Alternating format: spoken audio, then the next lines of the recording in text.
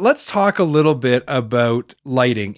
I remember many years ago, and unfortunately, this is like 20 plus years ago, when all of a sudden the LED light became a reality. And I remember, talking to fleets about getting the LED tail lights so that the light would show up faster and people would respond to it quicker and there'd be less rear end collisions. Like this is going back 20 plus years. LED's been around for quite a while in the industry.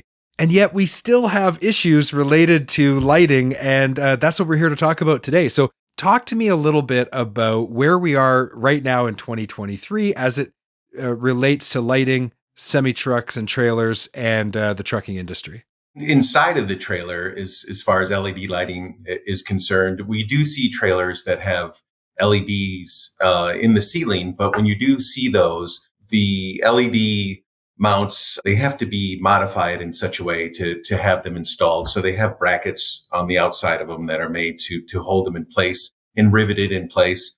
And then, of course, the entire delivery system of the voltage and amperage is something that isn't even tailored to the trailer at all. So you just have these lights that are installed, and then the trunk cable that runs down the side is just, everything is aftermarket. It isn't an actual complete device that is made specifically for inside the semi-trailer. Is that because there is a bit of an attitude towards trailers, like they're just a box on wheels? And so when fleets are speccing them new, they're not requesting this, and then it becomes an afterthought where they think, well, maybe we need it, so they have to add it, in the aftermarket. Is that how that happens, or like, why are we in this situation in 2023?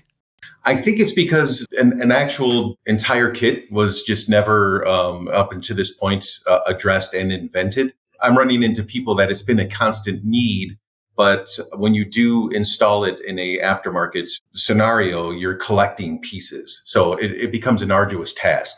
Therein lies the biggest problem up to this point.